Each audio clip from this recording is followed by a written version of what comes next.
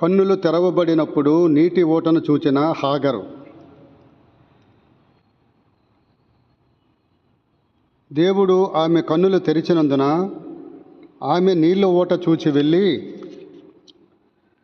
ఆ తిత్తిని నీళ్లతో నిండి చిన్నవానికి త్రాగనిచ్చెను.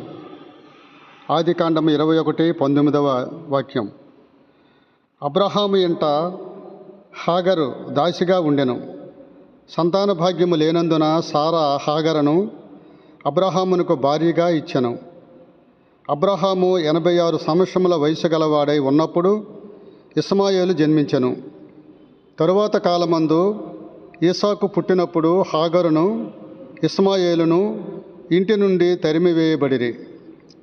అబ్రహాము హాగరునకును ఇస్మాయేలునకును ఇచ్చినదంతయు కేవలము నీళ్ల తిత్తి, కొన్ని రొట్టెలు మాత్రమే. అరణ్య మార్గమున నడుచుచుండిన హాగరునకును ఇస్మాయేలునకును అవి ఎంతమాత్రమూ సరిపోలేదు. బయర్షబా అరణ్యములో ఇటు అటు తిరుగుచుండగా ఒక పొద క్రింద చిన్నవాణ్ణి పడవేసి, ఈ పిల్లవాని చావు నేను చూడలేను అని హాగరు ఎలుగెత్తి ఏడ్చెను. అప్పుడు దేవుడు ఆ చిన్నవాని మొరను వినెను. హాగరు కన్నులను తెరిచెను. ఆమె నీటి ఓటను చూచెను. చిన్నవానికి త్రాగనిచ్చెను. దేవుడు సిద్ధపరచిన నీటి ఊట అక్కడనే ఉండెను గాని అది ఆమె కంటికి మరుగై ఉండెను. ఇస్మాయేలు కనులకును మరుగై ఉండెను. దేవుని బిడ్డలారా, నేడు మీ కన్నులు తెరవబడిన ఎడల మీ కొరకు ప్రభువు సిద్ధపరచిన మేలును, ఆశీర్వాదములను, నీటి ఊటలను నిశ్చయముగా మీ కన్నులు చూచును. మీ సమస్యల కొరకైన పరిష్కారమును మీరు గ్రహించెదరు. అనేక సారులు మనము హాగరు వలె అంగలార్చుచున్నాము. ఫిలిప్పీయులను ఓడించిన సంసోను మిక్కిలి దప్పికగొనినందున దేవునికి మొర్రపెట్టెను.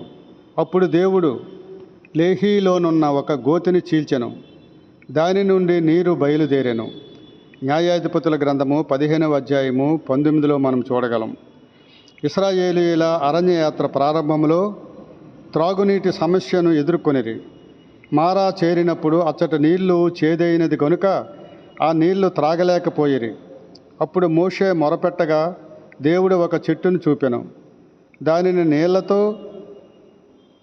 పెకలించి నీటిలో వేసినప్పుడు నీళ్లు మధుర జలమయం అయ్యను. నిర్గమాకాండము 15:25. మోరియా పర్వతమెక్కిన అబ్రహామునకు తెలియకుండానే ఒక పొట్టేలు పర్వత శిఖరమెక్కి పొదలో మరుగై ఉండెను.